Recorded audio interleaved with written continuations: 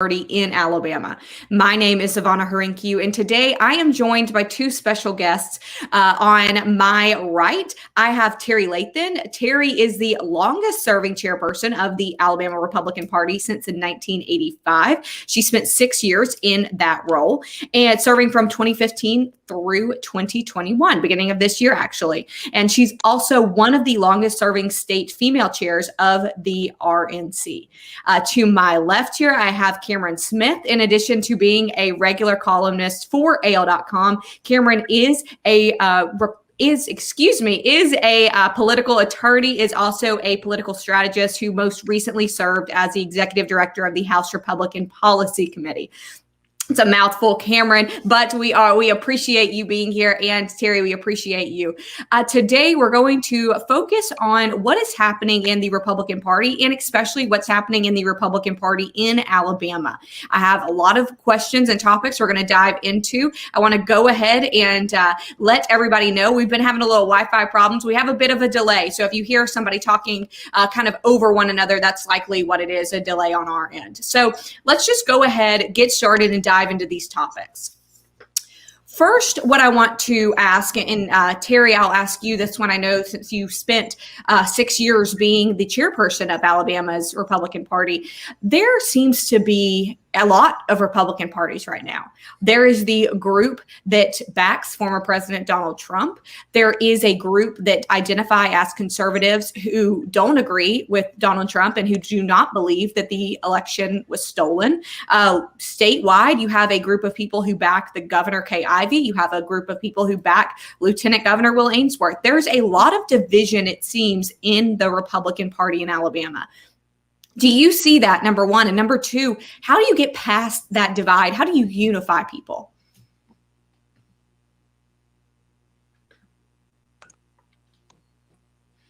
Well, first of all, thank you for the invite for today. I really appreciate AL.com giving conservative voices a platform. I think that's important. Y'all have made a commitment to do that, and we're very appreciative of that. So that's a lot of questions in there. Maybe we can take little by little. And Cam, you feel free to jump in here anytime you want to. So, I think we live in a world right now of boxes and divisions, and you go sit in that chair and you're over here and that. I look at the Republican Party as a family. I really do. I look at us as a full group family. And I know that, and I don't know about y'all, but in my real family, it does not mean we all get along. It does not mean we all think just alike, and we don't. To have a vibrant, loud party in the state of Alabama, and I can only speak for Alabama, like we do, is a healthy thing. That is a good thing. We do not need to all think alike. We are not all going to think alike. And I think that is part of the problem, that we all have to think alike, because we don't. And that's okay. As long as, from my point of view, as long as we do not from the platform policies of the Republican Party. So what you're talking about is messengers. All the names that you just read out, and they're fair, are messengers. But there's messages too. And so some messengers have one way, some have another. But as long as we stay on the platform of the Republican Party, it's okay. I wouldn't use the word divide. I reject that. I think there's a lot of division in America. I think we got to post up on one side or the other. And I think social media has been a big part of that. It's a good thing to have social media, but I've been a part of that issue as well. So the Alabama Republican Party is as healthy as it's ever been. Legislatively wide, we have spent more money on education, more money in the general fund. We have not had proration since 2010, since Republicans have been sitting in legislative seats. And we are now, since I was chair in 2015, we have 100 more Republican elected officials that we have beat on the ballot, or a slim part has switched parties, but mostly they've been on the ballot. What does that mean? Does that sound divisive? I mean, that doesn't sound divisive to me. And we can have that conversation. And I understand that's what headlines sometimes say, Ivana, but it doesn't necessarily mean that's true. So we need to have these discussions in our family. That's perfectly fine. But I'm going to tell you what the voters are saying. The voters are record turnout in the state of Alabama for Republicans. I mean, it's not even debatable. We just keep breaking record after record after record. That doesn't sound great. So something, Cameron, and I'll let you elaborate on this. I understand that Terry is saying she doesn't see it as a divide. She sees the Republican Party growing and thriving, especially here in Alabama. Cameron, there are, though, people who say, look, I don't know that I want to be associated with the Republican Party after things that I don't agree with, things that I don't morally agree with, even outside of politics, have happened in the past few years. There are people who say, well, there's this part of the Republican Party I like, but this part I don't like. And I understand that you don't necessarily, I know what Terry likes to call burn the house down, but there are people who maybe want to take factions, but who don't think that they can align themselves anymore with the Republican Party. What do you think about that? And what do you say to those people? Well, I actually get that all the time. My Democratic brethren try to recruit me. They love to recruit and say, why don't you come over? I mean, you're a different kind of Republican. You're a thoughtful Republican. I'm like, first of all, that's offensive to say that because I'm thoughtful and Republican, I should really be a Democrat. But Terry hit the nail on the head that the problem happens when you conflate a messenger with the policy. So what's happened some in the Republican Party that has created some of these splits is there was an unyielding loyalty to Donald Trump. I'm a Republican. I'm a conservative. I've always been, but there's no politician I agree with uniformly, including President Trump. And so when the messenger becomes the policy, when there is the platform is whatever he says it is, that's insane. That is bad for the Republican Party. If the issue is, well, here's what we're about. We want to support the Second Amendment. We want to support religious liberty. We want to have government that makes sense and that isn't just sort of a New Deal wannabe pipe dream where we just spend like we're drunk. If that's like sort of a basic policy framework, then there can be a lot of different messengers. Some of them can, to use the family analogy, be like weird uncles or aunts. Those are in every family. And that's okay to have that disagreement. Free people disagree. So if you care about freedom, it's okay to disagree. And some of these things create deal breakers. And that's the reason you have two parties and you have independents. And so for somebody that says, I can no longer be part of the Republican Party, well, if the answer is, well, you can no longer, have this association with folks who have loyalty to one messenger or another, fine. But if the issue is, I like some of this and don't like some of this, it means you're an adult and you're looking at a policy platform. And then you've got to say, do what in the balance is what I value more closely aligned with what the Republicans are saying or the Democrats are saying or some independent. And that's how this works. I actually this morning had spoken to somebody who has been in the Republican Party in Alabama a long time, has identified as a Republican for a long time, and said, I really think that there are more what he referred to as common sense Republicans that are out there than a lot of people want to acknowledge. But he, and I think like a lot of people that I've heard from, say it's very hard to continue to defend the Republican Party to my friends, to my family, especially when we have a party nationally that does things like oust Liz Cheney. We know that has been a big talking point over the past few weeks, that defends Georgia Representative Marjorie Taylor Greene and her comments recently. And that's a problem for a lot of kind of what we'll call not an elected official, just kind of the average everyday Republican. I think that's a fair term. So both of you, Terry, I'll start with you. What do you think about that scenario?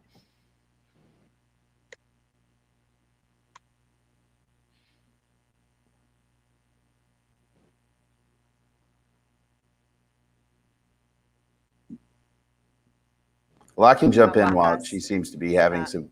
Oh, to me. Is that for me? Can you? Yes, ma'am. Terry, if you can hear us, yes, that is to you. If you can hear us. I think that question was to me. I'm just going to keep answering that. If you can't hear me, let me know. Okay, Cam's saying yes. So I understand that Kevin McCarthy put out a message saying, no, listen, in your own family, they're right all the time. We discipline our children very often. So I know you mentioned. I'm going to take Terry out here for a second while she gets her Wi-Fi connection back, and I'm going to message with her. But in the meantime, Kim, let me let you answer that. And I think she referred to a minute ago as saying it's like a family, and speaking of disciplining your children. But I think there's a lot of Republicans and average everyday Republicans, as I referred to a minute ago, that don't want to be considered a child or a child needing discipline. Well, I think party discipline in the sense of, when somebody goes off the reservation and just says something completely stupid, acknowledging that it's stupid is okay. Where I think there's a bit of an issue, and for a lot of rank and file Republican types, it's, wait a minute, anytime someone says something stupid, do I have to come out and say something? Do I have to make a statement? And at what level? So if it's Trump, okay, I need to say something. If it's my senator, maybe I say something. If it's some other random congressperson from somewhere else, do I have to say something? Do I have to say something at the state and a local level? Like, at what point do I have to, this whole silence is violence thing? Well, sometimes you need to just shut up and not have an opinion. And I think on a lot of these things, the media really presses Republicans to say, hey, this thing was stupid. Are you going to say it's stupid? And I think that's just weird, right? Because Marjorie Taylor Greene said, comparing mask wearing to the Holocaust is ridiculous. And people see that and they know that. But I don't get to vote for Marjorie Taylor Greene. I don't approve of what she says. And whether I approve or not is not really particularly relevant. And I think that's the problem, is if we're going to play this game where every Republican has to comment on every other Republican's behavior all the time, then this is going to get pretty ridiculous. And if we're going to play that game, then Democrats need to do the same thing. Every time Rashida Tlaib or Ilhan Omar or like these other folks say something offensive, then they need to all come out and say how they feel about it too. And I think it's a strange standard to apply to Democrats. It's a strange one to apply to Republicans. And the notion that these people shouldn't be here, that's on the voters. If Marjorie Taylor Greene is not reflecting the perspectives of her district, the folks should send her home. That's how we solve these problems. We are going to try to add back in Terry here and see if we have any better connection from her. And Terry, I'm going to keep talking. I'm going to throw you my next question. And that is I understand we've talked about some of these messengers. We've talked about some of the factions, we'll call them, in the Republican Party. And I know you said you don't see a divide. But let's move on for a minute and let's talk about issues. How do we get to a place where the issues are at the forefront of our conversation, where we don't even talk about the messengers anymore, where we don't talk about, like Cam said a minute ago, the things and the outrageous things people say and the attitudes of people? How do we get back to the policies that actually change people's lives that we are looking for?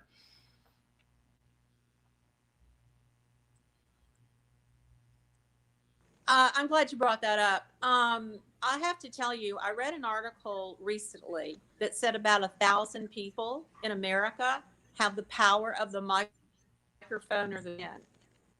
They decide what we hear. And honestly, I'll tell you, I'm more worried sometimes about what we don't hear, because people exclude things they don't want us to hear. I think that's happened a lot lately, actually, in our nation. And when I say that, let me preface that just a hair with, I find that happening a lot, mostly in the national news media. I don't think they couldn't argue that with me. They've just given up, going, yeah, we're in the tank for the Democrats, basically. They drive this train. And I absolutely agree with Cam. What if every time in the national media that a Democrat, an AOC, a liberal, fill in the blank, said something, did something, acted like some of them have, and it's just covered up or barely mentioned, we would have a different way of looking at America. Because honestly, if you say something enough over and over and over again, people start believing it. It might not actually be all the truth there. So I think but I can't control that. You can't control that unless you're going to go buy 2 or 3 national news networks or some of these giant newspapers across America. So I honestly think a lot of this starts with what Americans are hearing 24/7. I really do. But here's the good news. The good news is, where that does bother me a great deal, Americans are seeing through it. I think social media and conservative talk shows that have just, over the years, especially with Rush Limbaugh kind of leading that charge.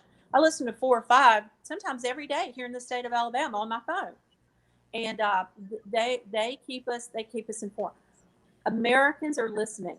Let me show you. I can give you the proof of that. Just 6 months ago, so we had the election, November the 3rd.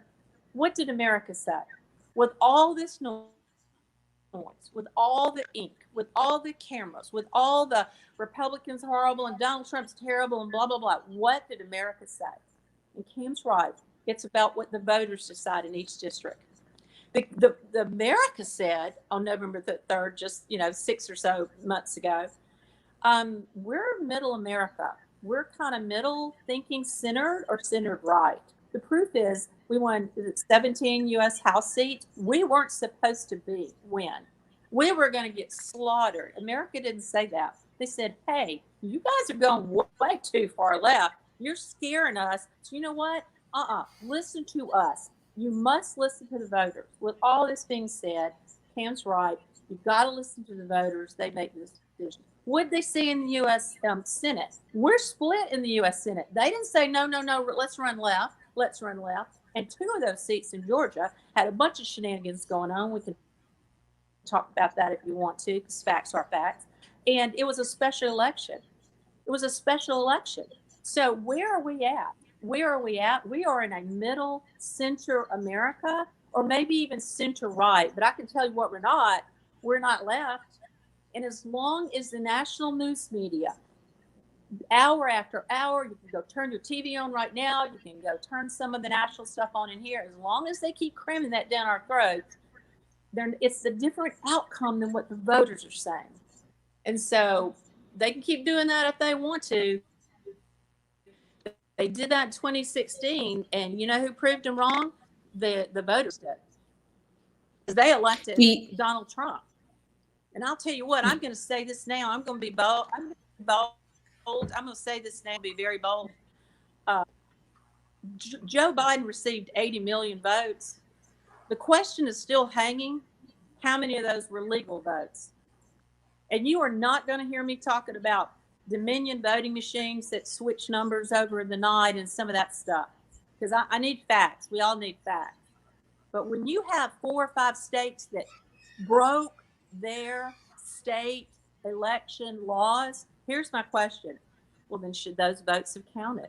And some of those votes were for Donald Trump. That's not the issue with me.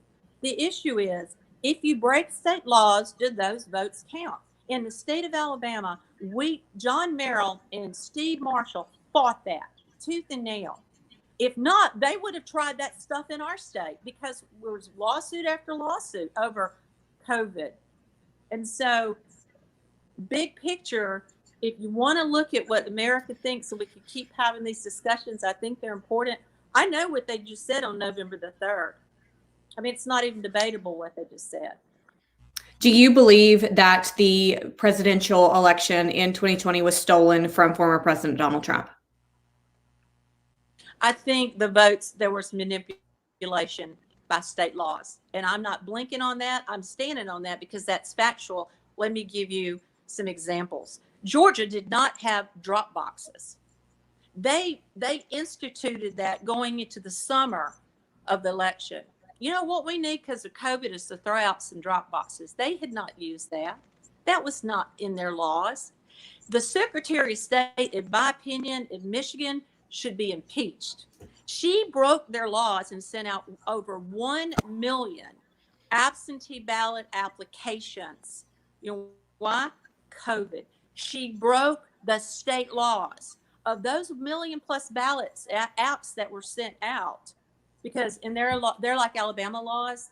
The voter has to request it because there's an oath you take, there's a signature you sign, there's some hoops you have to jump through, some boxes you have to check, and that's a legal document. she should be impeached. Let me She ask broke you those then, state laws. is it fair to If you say want that to, you what believe I'm showing you, battleground state, those that broke their state laws. The question is it okay to count illegal votes? is it I fair say then it's to not. say that you believe there is a chance that Donald Trump could have won the 2020 presidential election? Absolutely, there was a chance. Absolutely. The problem is we're not going to be able to go take out votes of this one. We don't know what voter did what. But if they're just going to make up election laws and change every time, and the states are going to break them, that is a danger to America. And I don't care who the candidate is at that point in time in our country, where if laws are broken, that our democracy cannot stand like that. And so that is Cameron, very, very bothersome to me.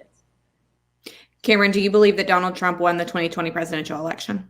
No. And frankly, my belief is less relevant on the subject matter than the fact that we do have systems for elections that are in place. We have systems for challenging those that are in place. I wholly support those challenges and saying, hey, we want to make sure this was right. Even though it's annoying, people are like, well, Biden won, it's over. Well, yeah, sure. But you want to make sure that this stuff was done right. So it doesn't bother me for people to count and count and count and get everything out there. That's not offensive. That's America. That's fine.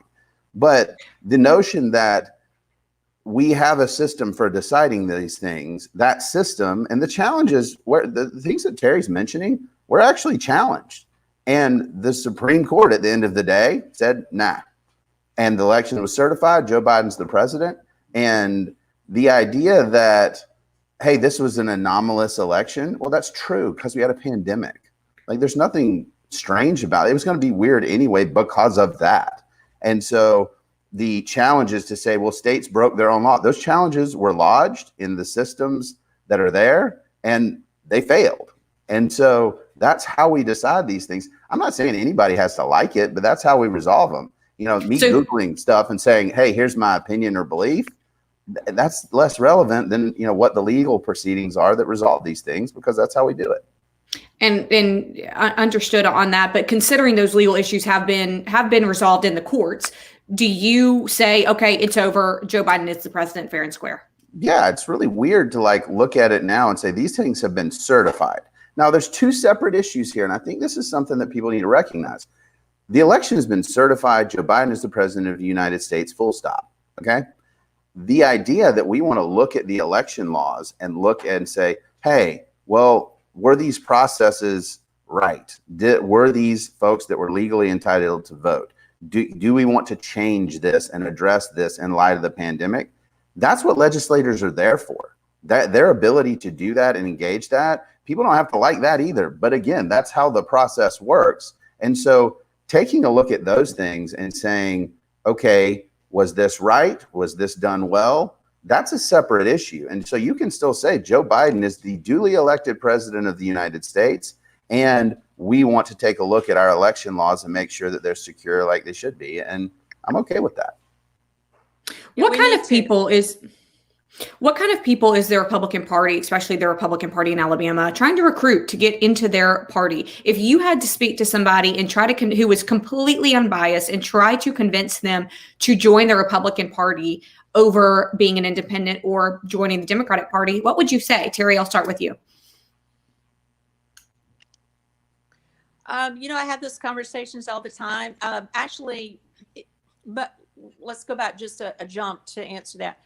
I'm not sure the average Alabamian today that's going to work or making plans or trying to get their kids out of school literally this week, think about some of this stuff way far out in the weeds. I do know that the people we elect live in their lives every day. And so when I run across folks, Savannah, we just have that conversation. I rarely don't start the conversation with people I don't know about the title that I have or what I've done the last 40 years. I ask them questions and I listen to them. And then what I do is go, oh, so I go into it a little slowly. You sound like you're sort of a conservative. Where are you at on things? I listen to the person. I just don't lecture them and start telling them why they're wrong, because they're going to shut me down. So I think we listen to folks a little bit. And what if we can get a person to be 3/4 of the way with us? Maybe not a fourth of the way, but 3/4 of the way, you know? So I'm looking for those people and have that conversation with folks that might tick off a lot of the boxes of the Republican Party, you know, personal responsibility, more freedom in our lives, get the government out as much as we can, Second Amendment, pro-life, religious freedom.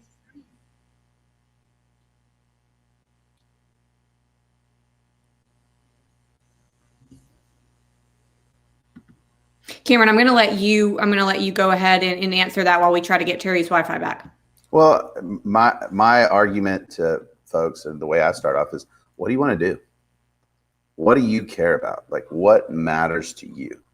And, you know, everybody's got something, right? They have something they actually care about.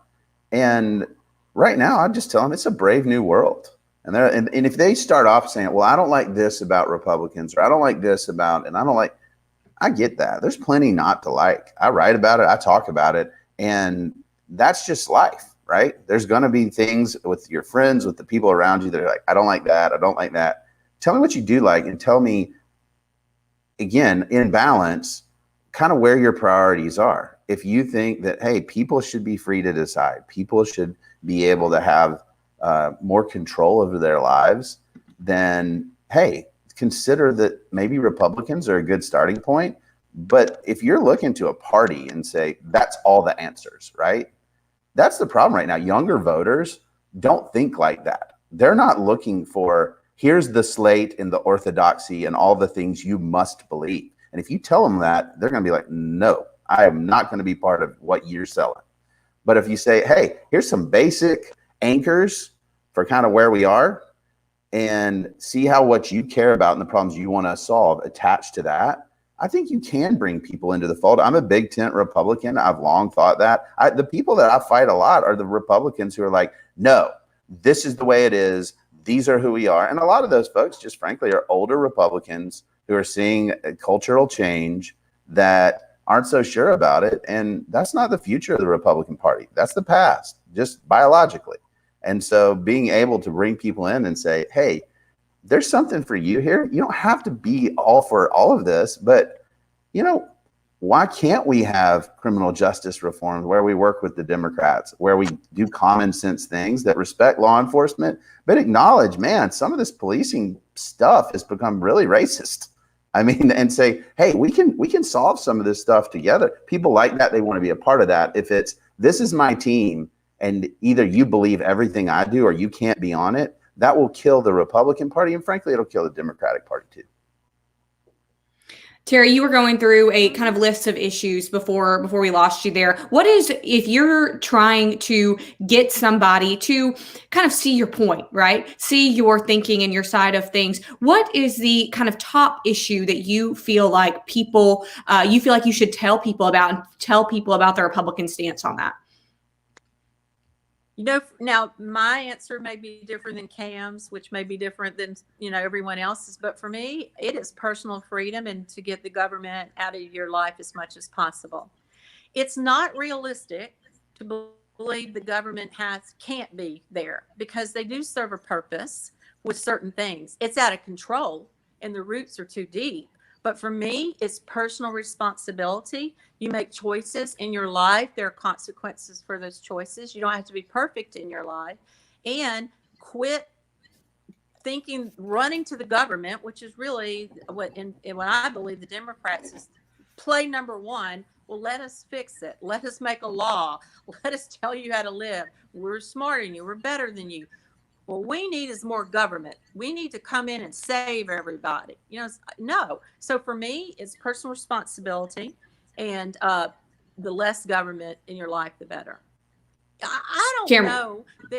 There are some people that will say, no, we want more. And I would say that's a lot of the Democrats. No, this is the salvation. No, it's not. Very oftentimes they're just throwing roadblocks down in front of us. Leave us alone, unshackle us, let us get out there, let businesses breathe, let families live, let people make their own decisions as a rule. But government does play a role in some things. It has to. But those are my two things. Cameron, what do you think? For me, the big reason that I continue to focus on the Republican Party is because I believe it's a fundamentally better view of humanity. And look, I get it. I know that sounds super weird right now to say that, but what you're looking at is, do you trust people to govern themselves and run their own lives more than you trust someone in government to define those contours for them? And that's sort of the big overarching question that makes me think about a lot of these things. And frankly, what I'm pushing back on in the Republican Party, the things that I don't like to see, are that sort of populist authoritarian type mindset of, well, we're going to use government to get what we want and push it on you. I think that letting people be free and letting people live their lives is really important. And you have to be consistent, even on questions like life. And I understand that Democrats love to come back on Republicans who say that. And then they say, well, on issues like abortion and life, well, you're just being inconsistent because you want to tell women what to do with their bodies. Well, on questions like that, for a lot of Republicans, it's two different people in those type of equations. So it's very much, hey, we want to protect individuals and their ability to have a flourishing life. And so there's a conflict there. And so you have to be consistent. You don't have to agree with Republicans on that, but it's important for Republicans to be consistent and say, we really want to maximize liberty in an ordered society. That means you also have to push back on the people who say, well, government's evil and government's no, it's not. What do you think the Constitution constituted? It's government. So our founders, if you love our founding fathers and love the idea of America, it's fundamentally what we do together, and government's part of that. And so the anti-government, all government's bad people, they're wrong too. And so it's trying to bridge that gap and be consistent. And I think that gives the ground for policy work and things that take those personalities out of it. Because I think right now the central issue that's a threat to the Republican Party is there's no coherent policy agenda that says, here are the problems we want to solve. Here's 1, 2, 3, and those are rallying points for all of us. Now, there's some general things we don't like, but the focal issues just aren't really clear right now, and we've got to get that to have that as a rallying point. Terry, Cameron, thank you so much for joining us today, for giving just this discussion, having this talk about the issues that the Republican Party, both nationally and locally, is facing. I think it's very important, and I think that it is something that we should continue to do. So, Cameron, Terry, both of you, thank you so much for everything, for your time. Terry, thanks for working through our internet issues here. We appreciate it. And everybody watching, thank you so much. We will see you later.